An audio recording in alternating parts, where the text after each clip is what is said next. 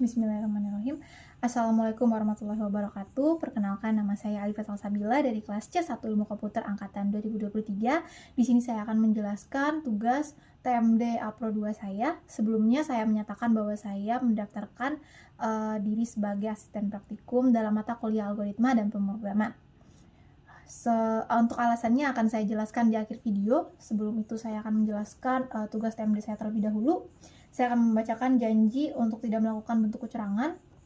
Saya Alifat Salsabila mengerjakan evaluasi tugas masa depan dalam mata kuliah algoritma dan pemrograman 2. Untuk keberkahannya, maka saya tidak melakukan kecurangan seperti yang telah dispesifikasikan. Amin. Baik, di sini saya akan menjelaskan program yang saya buat.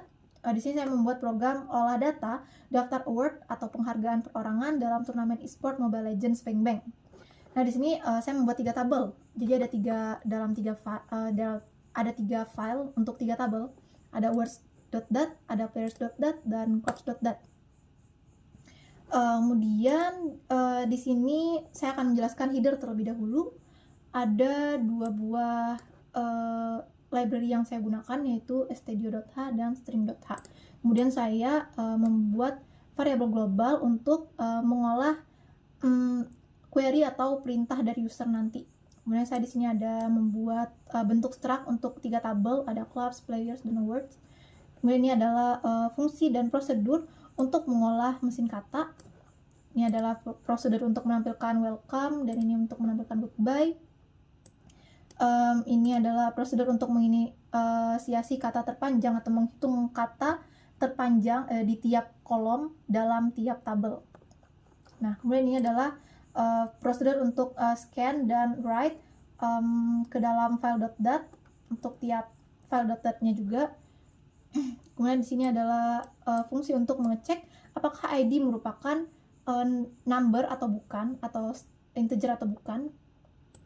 Kemudian di sini maksudnya validasi ini untuk mengecek angka apa bukan gitu. Nah, terus ini adalah fungsi untuk mengubah string menjadi integer atau string menjadi number, dan ini adalah fungsi untuk mengecek apakah data ada di tabel atau tidak. Terus ini adalah fungsi untuk update, ini fungsi untuk menghapus data, ini fungsi untuk menampilkan line table, fungsi untuk prosedur. Ini adalah prosedur, maksudnya untuk menampilkan spasi atau tabel. Ini adalah fungsi untuk membaca query. Oke, kita ke main. Nah, ketika programnya dijalankan, maka akan menampilkan pesan welcome terlebih dahulu.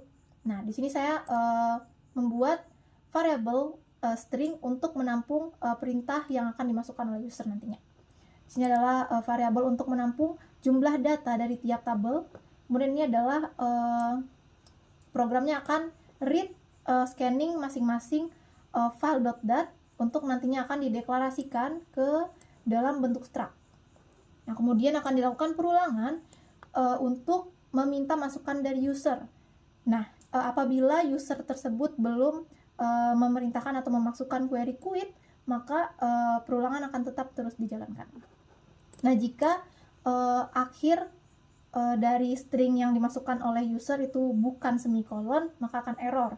Nah, jika semikolon, maka akan lanjut proses membaca query. Nah, jika query-nya bukan quit, bakal akan proses untuk membaca query-query yang lain.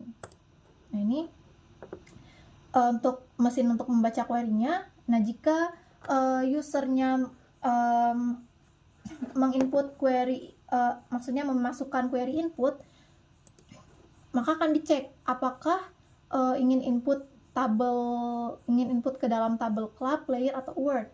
Nah, jika user tidak memasukkan nama table dari ketiga tabel yang ada, maka akan menampilkan pesan error table. Nah, jika sudah benar nama tabelnya, maka akan memproses input data ke dalam table club. Nah, jika proses input berhasil, maka jumlah data bertambah 1. Nah, kemudian semua data yang ada di bentuk struct itu dituliskan kembali ke dalam file.dat. Begitu juga dengan input data player dan juga word.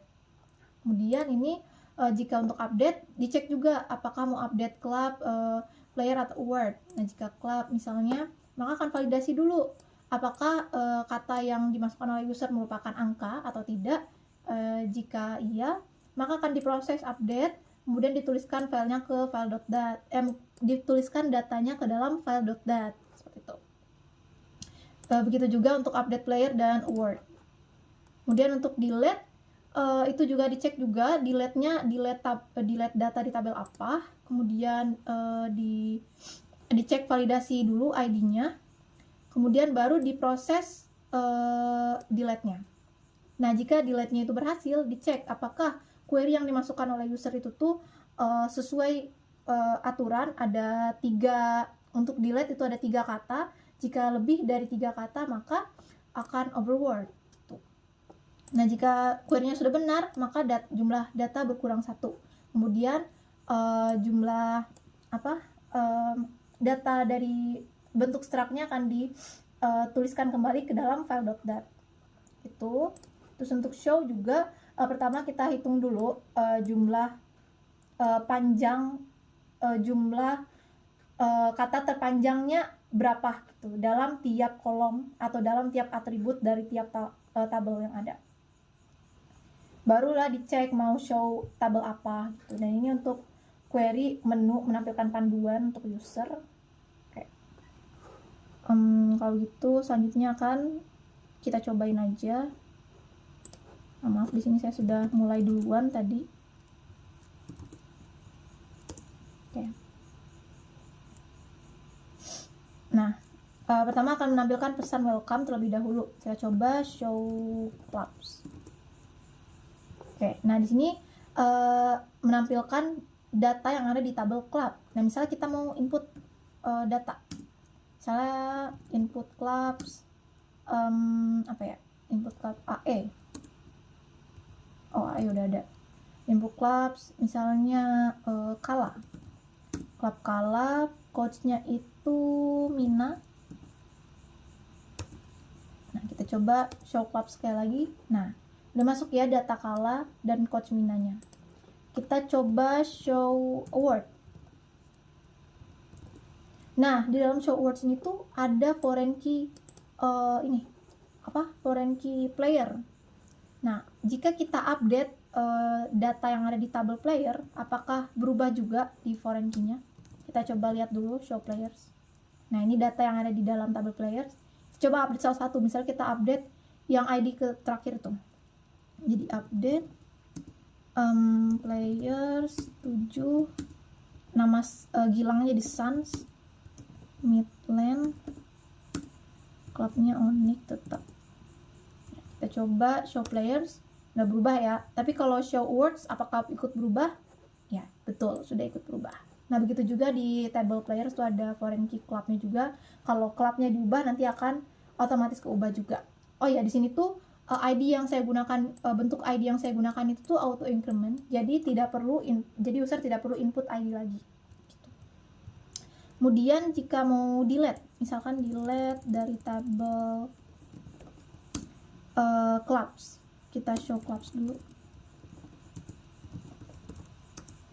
Nah, saya mau delete yang Chris, itu yang ID ke-13, ID 13 maksudnya. Nah, udah berhasil, kita coba show lagi apakah terhapus. Nah, sudah terhapus. Nah, selanjutnya kita mau show join table, misalnya players clubs. Nah, bakal akan menampilkan table players dan club join kayak gini. Nah, jika dia terbalik, maka ya akan sama. Maksudnya jika dibalikin input maksudnya masukin nama table clubs baru player, apakah bentuknya sama? Oh ya, maaf, ininya belum. Nah, nih. Maka kan menampilkan table clubs terlebih dahulu baru players, kayak gitu. Jadi yang di show itu nama tabel yang duluan dimasukkan oleh user itu yang akan duluan ditampilkan, kayak gitu. Nah, jika tiga-tiganya bagaimana?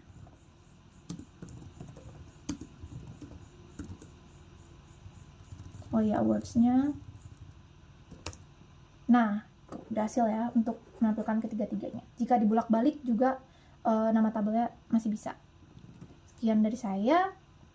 Selanjutnya saya akan menjelaskan alasan kenapa saya mencalonkan diri menjadi asisten praktikum algoritma dan pemrograman. Pertama, alasannya karena saya suka dan saya menguasai mata kuliah ini. Saya juga senang mengajarkan rekan-rekan saya yang kesulitan untuk materi-materi yang ada di Alpro, kesulitan ngoding atau kesulitan untuk berpikir tentang logikanya bagaimana, kayak gitu. Nah, tapi biasanya tuh rekan-rekan saya itu suka kayak mikirin kayak, aduh gimana caranya kayak solusi terbaik buat ini gitu. Dianya nggak bisa, mereka jarang untuk mikirin solusi yang gimana bilangnya ya, intinya ya saya senang mengajar. Terus saya juga sering mengajar kepada teman-teman saya. Juga saya pernah mengajar ke satu kelas untuk persiapan kuis Alpro waktu itu lewat Discord. Juga saya ingin membantu rekan-rekan saya mahasiswa Alpro 2024 nantinya agar lebih paham, apalagi mereka maba, ada yang mulai dari nol, dan juga saya ngerasain juga dulu yang saya masuk kuliah tiba-tiba ngoding mulai dari nol, susahnya seperti apa saya tahu. Jadi saya ingin bantu rekan-rekan saya. Kemudian saya dengan sering mengajar, saya jadi terbantu juga, jadinya saya juga jadi lebih paham mengenai mata kuliah ini.